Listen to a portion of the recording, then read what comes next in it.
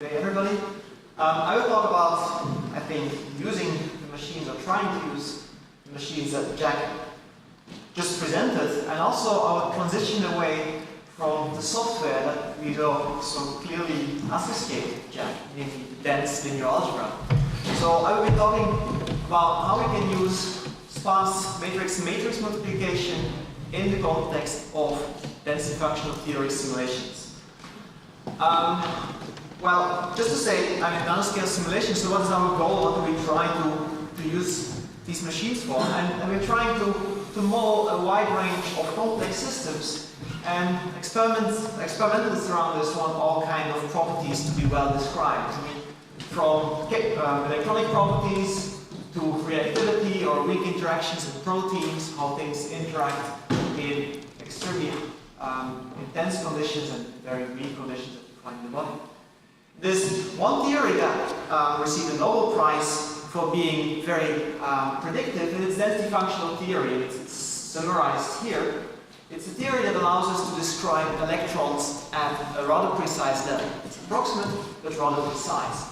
And a lot of time is indeed spent on these machines and trying to solve the Schrödinger equation. This is one of the most successful approaches to do so. We can, for example, try to describe electronic properties of nanocrystals. So, what color do these materials have, or what are the electronic properties? We can try to help, say, design the next technology that these machines might actually incorporate. We can try to address the energy question from the other side, actually make new materials that generate electricity in a sustainable way, for example, solar cells. But unfortunately, not powerful enough to power the machines we need to design. Hydrogen storage, you can look at environmental properties and so on and so forth. But what are the equations that underlie the theory? It's actually a relatively straightforward minimization problem. We have a functional, this is the famous Kohn-Sham description of the system. It has as an input the electronic density, and if we minimize that functional with respect to the density, we basically get the system's properties, energies, and so on and so forth. This importance of strength, this minimization, has to correspond to the number of electrons that each have an orthonormal pair, that each are described by orthonormal orbitals, and we usually expand these orbitals in the basis. We have basis functions and expansion coefficients, and of course the orthonormality is there as well.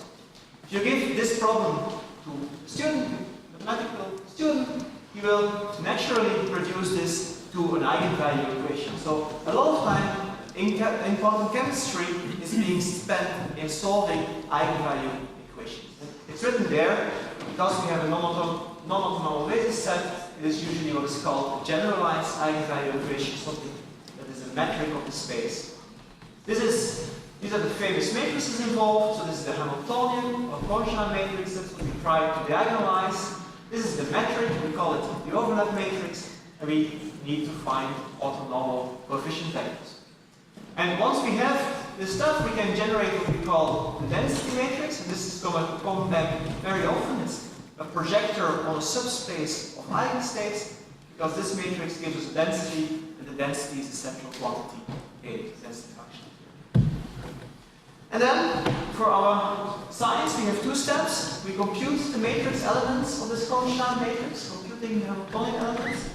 And this has been really the dominant field in this kind of the dominant part of the calculation, and also the dominant part for the research effort. How can we compute these matrix elements efficiently? How can we distribute them? And so on and so forth. So there's a lot of research that went into computing this. But I would say, for this Kohn-Sham theory, we have now very efficient, very well scalable solutions to computing these matrix elements. This kind of problem is solved. It was dominant for small systems, so a few hundred atoms, but it's not anymore. Now the second part of the problem is the diagonalization problem. Getting the Kohn-Sham, diagonalizing the Kohn-Sham matrix, getting the density matrix from a given Hamiltonian matrix. This is now getting the focus, especially if we move towards large systems. So if you want to do nanoscale materials that consist of millions of atoms, the focus is going to be here. Now what's the reason that initially this Kohn-Sham matrix was dominating? Well, it's actually, if you look at it, the brute force implementation scales with the 4th power of the system size. And only now that we have very efficient linear scaling operations that exploit the fact that you have a localized data set, you get this cost down, then diagonalization or any dense linear algebra operation is going to dominate because it scales sufficiently cubic system size. So as our system size grows, these two things change of course the relative importance. So simple weak scaling experiments are actually not possible according to me if you have n cubic scaling. So what's the traditional size of problems we've been talking about in the past? So up to say a few years ago. Basically, the matrix dimensions are small. So we have matrices that basically go between 2,000 and 40,000 elements. That's the size of the matrices we have. The rank of phi, so the number of eigenvectors we have to find of these matrices, is roughly 10% to 50% of the dimension of the matrix. So, up to about 5,000 electrons. That's the size that we can describe. We can describe 5,000 electrons. And there you see the power of density functional theory. If you would use standard Schrödinger equation, the dimension of the space would be 10 to the power of 5,000. Density functional theory is only scaling cubically, so we fix that problem. Now, the point is, for science, that's why the dominating, or at least using the high-performance computers, we just need not a single diagonalization. We might need hundreds or 100,000s, depending on the scientific question we try to address. So 100,000s of times, we have to diagonalize these kind of matrices that are always slightly changed. That's the reason why we really need high-performance computers. Now, what I'm going to talk about is how we can move on now to a next generation of algorithms, and it's called a linear scaling approach to solving these self-consistent equations to avoid the cubically scaling diagonalization step. So this is just the current state. This is very recent. I think the paper should be published this week or next week. How we could move from simulations where the best effort was dealing with about 6,000 atoms, and if you think about that in dimensions, it's about 4 nanometers, and it's very small. Even chips that now are being set are tiny, and have still dimensions of about 28 nanometers, or the best technology is still more than 10 nanometers. And we need, if you want to move that into that regime, the new chips, 22 nanometers, we have to do a million atom calculation. So it's a huge step. So we cannot go from 6,000 to a million with a cubically scaling algorithm. We absolutely need to have linear scaling approaches to solve these equations. And that's the largest calculations we've done today with a linear scaling algorithm. And of course, now that it's linear scaling, it is not such a huge effort to go to 10 million or 100 million particles. As computer power grows exponentially, our performance on these systems will also grow exponentially. Now, clearly, if I ask you to find the 20% lowest eigenvectors of a 10 million by 10 million matrix, you see that this is not possible. So that's why we had to use sparse linear algebra. What's the kind of systems we want to do with this kind of new algorithms? Well, for this community, presumably it's most interesting that we, for example, try to study the electronic properties of real devices. Devices go down to a few million atoms, or even below a million atoms. So we can basically figure out where each individual electron is in these devices, and we can start to predict transport properties, where might be heating in these devices, how can defects or surface effects influence properties of these devices. This is something I still want to do. It's one of the smallest living objects. It's a virus, and it has about 1 million atoms. So if we can do a million atoms, we can get the electronic properties of the virus. Now, this is not very interesting. It would be very nice to have a living object in the DFT calculation. This is also current interest. Solar cells, the next generation of solar cells, might be based on a nanoparticle substrate. Nanoparticles, 20 nanometers, is roughly 1 million atoms per nanoparticle. If you want to understand how the electronic properties of these nanoparticles look like, a million atoms again should be able to help us. So now let's look at why the matrices we have are sparse. We have localized basis sets in quantum chemistry. Most often these basis functions are Gaussians, and if two Gaussians are far apart, their overlap actually becomes very small. Decays essentially exponentially, with the distance between two centers. And if our systems get large, there are many atoms that have a large distance, and so zero overlap.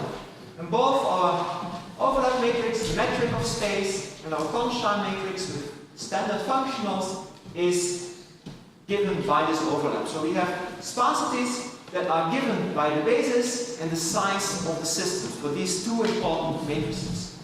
Now, the structure of these matrices is not like your standard Poisson sparse matrix with a very regular structure. It's completely given by the geometry of our system. So it is essentially random. It depends on the problem we want to solve. It doesn't really depend on the chemical properties of the system, but on the structure. That's an important distinction with the other matrix that is crucial, the matrix we try to obtain from the Hamiltonian, the density matrix. So the density matrix, first of all, I want to mention this important property, is an idempotent matrix. That's why we usually go via the eigenvectors. And it spans, in the spectrum of the Hamiltonian matrix, it spans the lower part of the eigenvalues. We need the lowest eigenvalues of this matrix. And chemically speaking, most systems, or a lot of systems, or an important class of systems, has a gap. So in the spectrum of the matrix, there is a gap between the states we need and the states we want to discard. It's the valence part of the system and the conduction part of the system. So there is a gap, and the important property that we have is that for systems with an electronic gap, also the resulting matrix built from the eigenvectors has a sparsity. We know that this matrix decays exponentially with the distance between two basis functions. And that's kind of interesting because the eigenstates, the eigenvectors of this matrix, are delocalized over the full system. But once we build from these delocalized eigenvectors the density matrix, the resulting matrix is localized and has a sparsity that we can exploit. I want to show you this for a very simple example. Those who have had basic chemistry course might recall the Hückel model is basically a tridiagonal matrix, and I have a 0 on the diagonal and then alternating 1s and C is a constant. If we have this constant 1, the spectrum of this matrix has no gap, and we call this as a metal.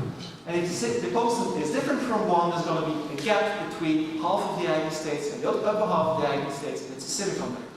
And here is the anti-diagonal of the density matrix. So against the normal diagonal, without the gap, we have a decay of this density matrix, but the decay is actually rather slow. So it's 1 over the distance between the two sides. If we have a gap, then the decay is very fast, and this matrix is mostly sparse, or at least it's sparse within a given threshold. That's what we want to exploit. We want to be able to exploit the fact that most of these matrix elements are 0. For a real system, though not 1D insulated, that's a typical material I would like to understand. That's an amorphous structure that is used in solar cells. It has now about 15,000 atoms. The matrices are 150,000 elements in size, so not very big, but still has to be solved.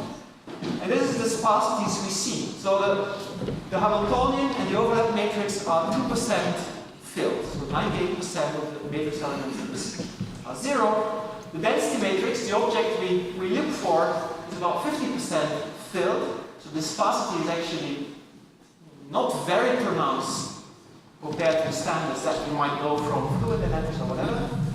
And also the inverse matrix, the inverse of the metric matrix is important, is about 20% over time.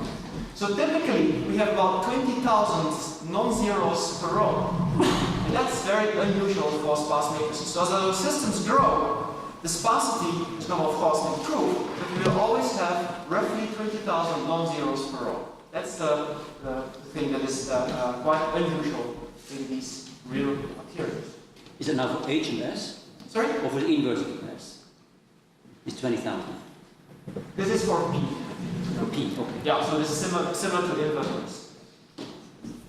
This is also a rule of thumb. It will depend very much on the quality of our simulation. I don't want to discuss it too much, but our basis, the number of functions we have per atom, influence the calculation. The better the quality of our calculation, the more non-zeros we will have per row. It's growing very rapidly in in the required quality. So this is the minimal realistic quality that we want for our DFT calculations. We would like to be better, but because the cost of the calculation grows very quickly with the number of non-zeros. How do you actually extract the eigenvalues and eigenvectors? Is this the power method? Because you want this to be order n. Yeah, so I'm going to tell you that we don't need that. So that's why it all goes introduction. So you agree, we cannot get 20% of these eigenvalues. It's a serious problem. That's the traditional way. So how do we avoid it? And actually, the answer is in this slide. We don't want to compute this density matrix from the eigenvalue and eigenvector anymore. We want to use something else. And we can see that we actually can also find this density matrix as a matrix function. So if we can compute this function, which you might recall from your statistical mechanics courses, is the Fermi function. We can take this function of the Cauchy matrix, we find the density matrix. And this metric matrix is always around just to make the formulas look somewhat more complicated and also to emphasize that this is causing a problem in real calculations. You have to carry it around. In the limit of the temperature going to zero, the electronic temperature, that's what we are interested in, this Fermi function becomes a step function. And you can express the step function as the sign of a matrix. That's the crucial observation. We can compute the sign of our Hamiltonian matrix and we get the density matrix. And so if we can find a procedure that can exploit the sparsity of these matrices in computing the final result, which we know is also sparse, we can have a linear scaling procedure.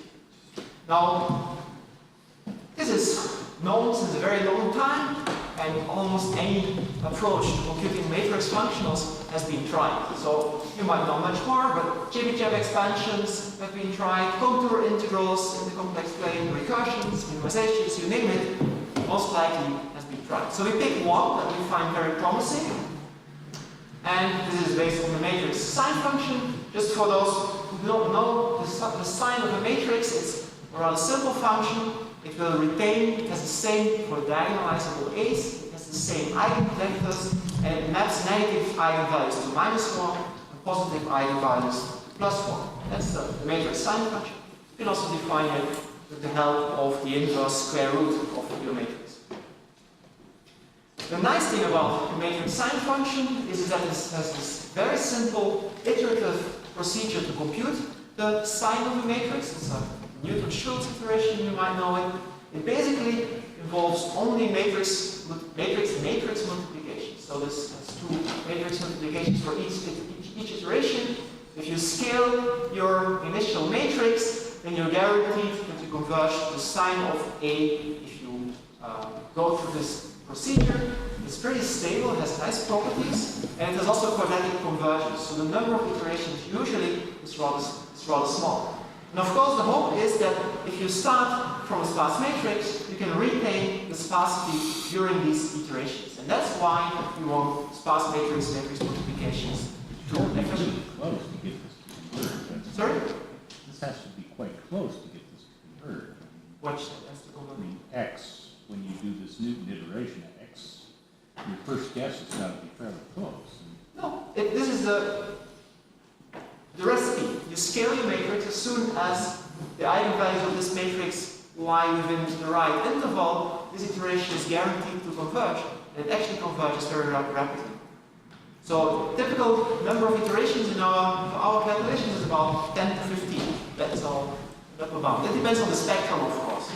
The gap, especially if you have a small spectral gap, you will need many more iterations. Right. That is the reason. When we have a nice gap, and this converges usually. We have a nice gap, and this converges quite well. But the matrix is denser and denser. Big problem. They could, but of course, we filter, we have a threshold. So if we multiply two sparse matrices, clearly there are more non-zeros, but the non-zeros might be negligible compared to a threshold. So after each multiplication, we filter the result, and we drop elements that have a value or a norm smaller than a given number. You can take 10 to the minus 16 if you want.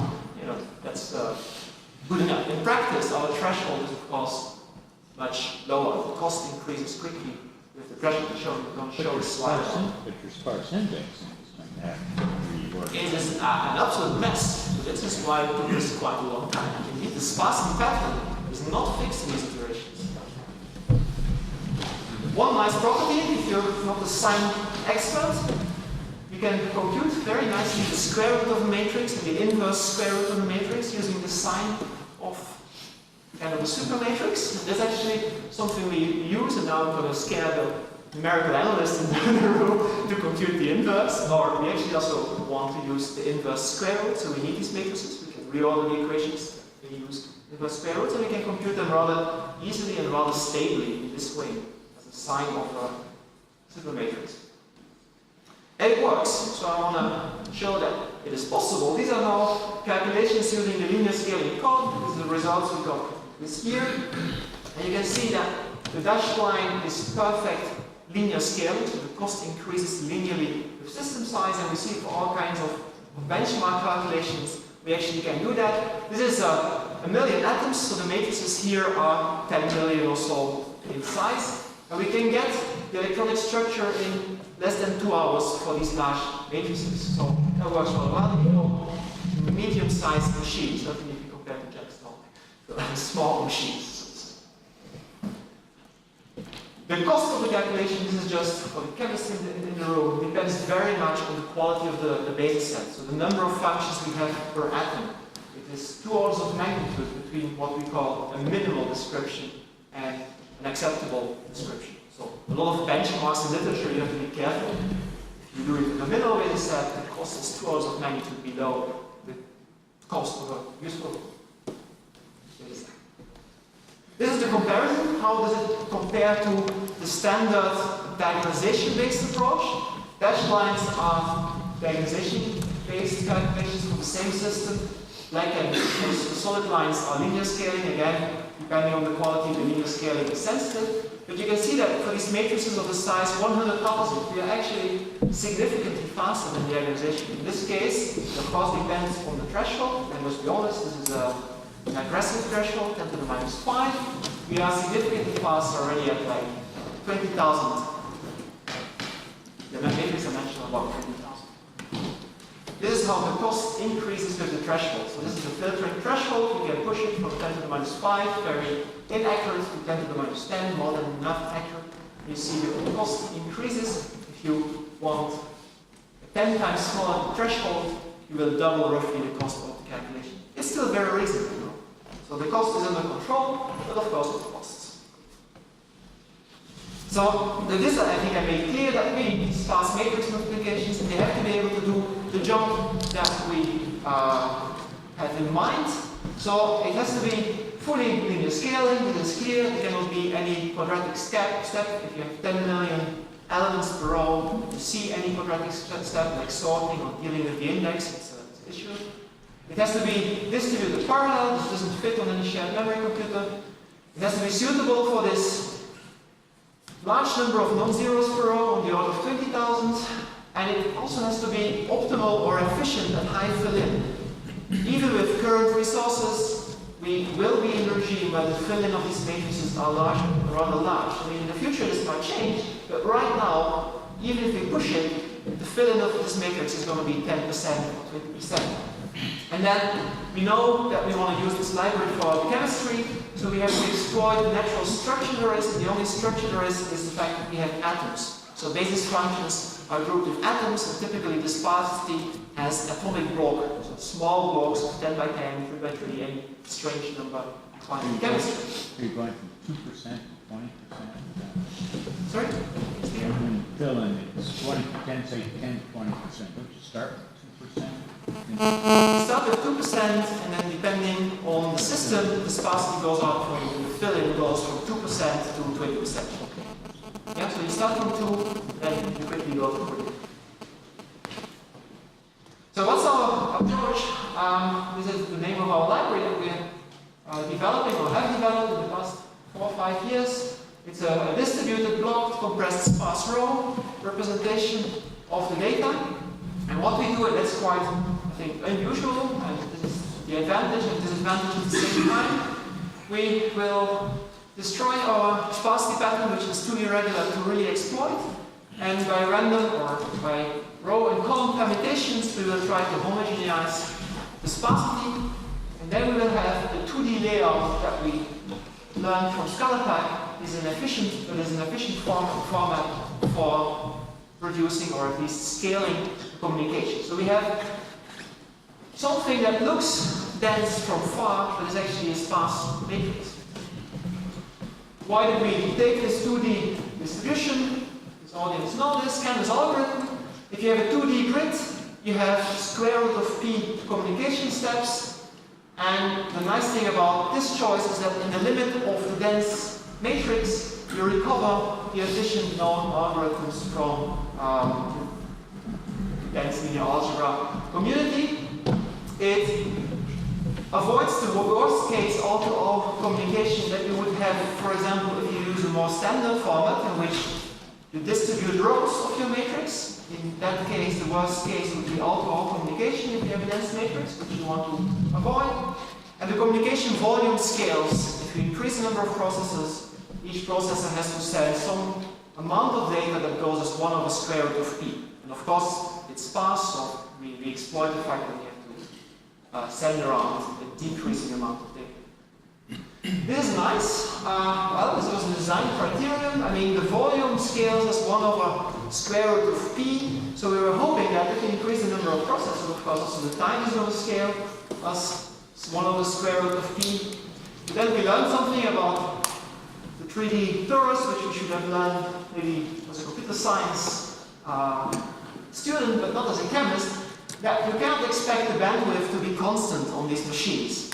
And it's actually the bandwidth that is going down, at least if our model is right, with 1 over the third power of, well, the third root of p, meaning that actually the time doesn't scale so nicely. We come to 1 over p to the power minus 1/6, meaning that actually the time in communication doesn't scale as nicely as the algorithm is promising us.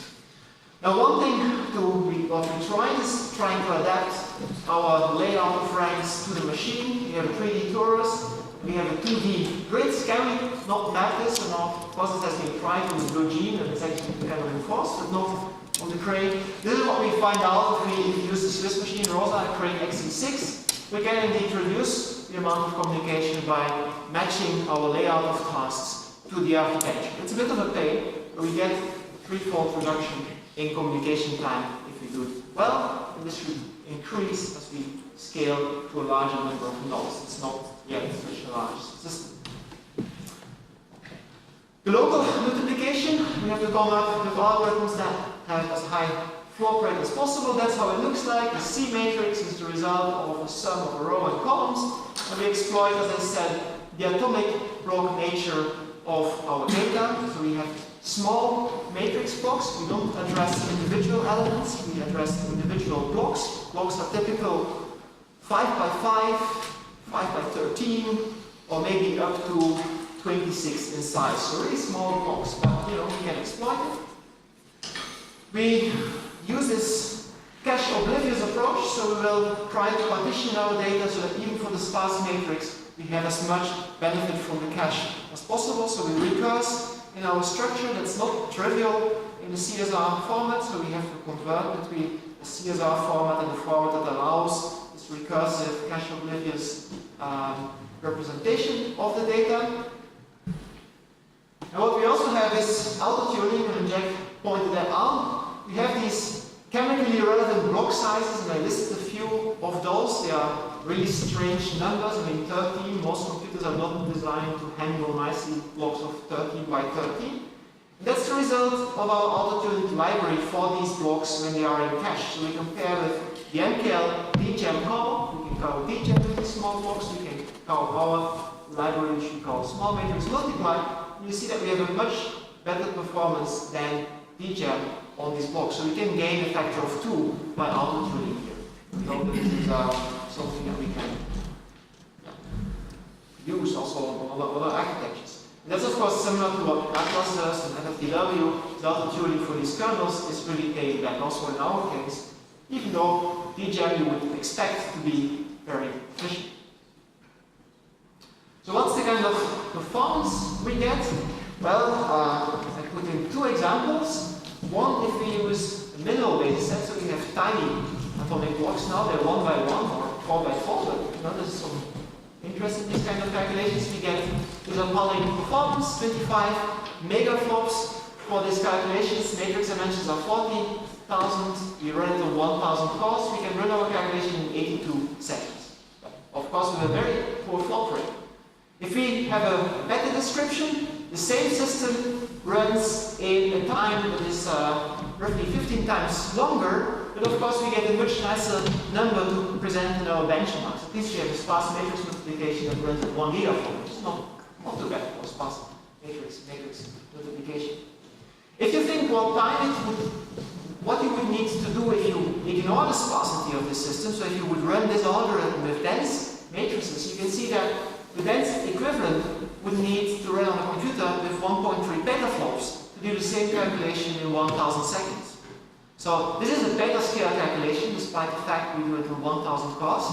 But of course, we use the fact that we don't want to multiply zeros. And I think this is also very important. We have to get more serious. The systems grow, the same algorithms are not any more useful useful in the past. Now just to see, I looked up the number on Roadrunner. The first petaflop calculation for the LibSMM test actually had matrices with a dimension that are 2 million in size. And our matrices are 200,000 in size. So the matrices we have are still small. But the reason is that we have to do many steps on these matrices. We cannot push it. A given calculation here requires already 190 multiplications. Imagine that you would have to run LinPack 190 times in succession just to get the result. It would not run for 24 hours, it would take half a year. So that's the reason that we cannot yet go, or we are basically stuck. Smaller sizes, we need many solutions to these equations.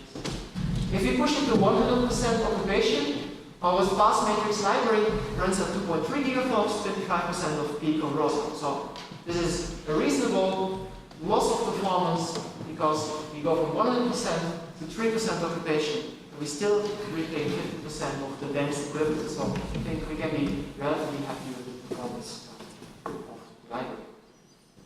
We have a two-stage procedure, so we want to split doing the flops and the indexing in our calculation so that we can easily exchange the object that does the flops. And of course the idea is that we can put in an accelerator that does the flops, while the CPUs can do all the bookkeeping needed to adjust the sparsity format and things like that. So the CPU does the bookkeeping, message passing.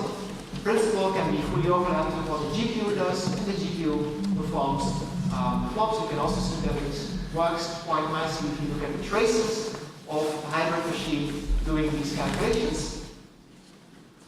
This is now a benchmark on the GPU done by Peter, who's in the audience. This is a system that we made for this kind of calculation. So the matrix blocks here are fairly large, 21 elements, and that's important to get good performance on the GPUs. And we run this all as matrix size at 160,000. That's quite realistic. The sparsity is on the high side. We have, I would say, a complicated implementation because we want to exploit all cores and the GPU at the same time. And of course, it has to be distributed parallel. So we have a hybrid API, OpenMP, CUDA, Fortran C code. If we do one interlevel CPU, so this is the XK6 without GPU, we have 38 flops. If we have Cray XE6, so 2 interlevels, we have 77 gigaflops. And if we combine CPU with GPU as we have it right now on 30, we have about 140 gigaflops. And you can see this graph, this is kind of performance, XK6 without the GPU, XE6 with 2 CPUs, and then CPU plus GPU. So at this point, for this benchmark, this is actually a game. Now, there are some challenges. This is, we have one single kernel tuned for the GPU. If you want to do science, you're not going to get far with a single kernel. We need to be more flexible. We need all sizes. We have to keep the GPU and the CPU busy at all times. I mean, the ratio CPU-GPU is not so incredible. I mean, 1 core against the GPU, yeah, it's a big ratio, but we have 16 or 32 cores, and so we want to exploit them both. And then of course, I think this is currently my largest concern. The MBR performance has to match the flops basically. So message passing is what is honestly, I think, limiting us in pushing this to very large calculations. So the scalability of the algorithm is only reasonable. Now this is, I would say, what was the dream for the quantum chemists for a long time. Can we have all the one calculations? I mean, if we have a linear scaling algorithm that we push on a computer that scales with the size of the system, can the time be constant? And we're getting reasonably close. These are the data. We go from 10 seconds CPU time per atom to 20 seconds CPU time per atom, so that's very reasonable. It's actually not constant, and there is some square root of p behavior there. If you think about the communication algorithm, you can understand it. We have data that grows linearly, but we have to push it square root of p times for each tick of the camera metronome to a different node. So this algorithm has perfect scaling in the flops, but unfortunately has the wrong scaling in the communication. So the next step would be to find something that is good in worst case performance, so towards a dense case, but also has a communication rate that scales perfectly well. Not only the flops should scale, it's actually maybe more important that the communication scales as well. But that means that we will have to replace the heart of our algorithm, on which we worked for 4 years, and do something new. So, well, we can do linear scaling calculations. We can replace the dense matrix, dense linear algebra part of our code. It's possible. The prefactor will be key. I mean, it's the only thing we can now work on. It's linear scaling, so we have to reduce the prefactor. We see that the prefactor is still pretty high, so the crossing point between the cubic and the linear scaling code can lie rather far, depending on our accuracy, and also very much depending on the algorithms that we use to compute the sign of p. I presented here the very simple iterative formula. There are many more issues. There are more advanced formulas to compute this. And we see that depending, for example, on the recursion, the sparsity pattern might change dramatically during the recursion. We've now found something that seems to monotonically increase the sparsity towards the point where we want to have it. So we never have too much fill in. So I would say that with current parallel computers, we really start to probe the regime where these new algorithms are the only meaningful way forward. Of course, I could run my 10,000 atoms on a big computer with a cubically scaling algorithm, but it starts to feel bad. We are wasting a lot of time if we do that. We're multiplying a lot of zeros. So it is now the time that we switch algorithms, a new paradigm, how we compute these solutions. So away with cubic, try something linear. We've been putting a lot of effort in a dedicated, specialized matrix multiplication library. We didn't see anything like this available. There are a lot of sparse multiplication libraries, but usually we don't have multiplication implemented, and then they will not exploit the structure we have, the broad nature of the data. And I believe that there's still significant improvements possible. So we just started with this essentially, and I think both on a low level algorithmic side, so the matrix multiplication in its own, we can still improve. But I also think we can still improve the algorithms we use on the chemical side of the equation to solve I would like to finish my power technology. People that worked on it. This was a lot of work that was done also in the group of Joost, but also in the audience. And the matrix multiplication library was to a large extent written by Urban Bosnick, who did the design of that library. We also like to thank people that worked at CSCS, Thomas in particular, for pushing that, and then some help we got from companies that I mentioned, also Europe. On top of that, thank you for the attention.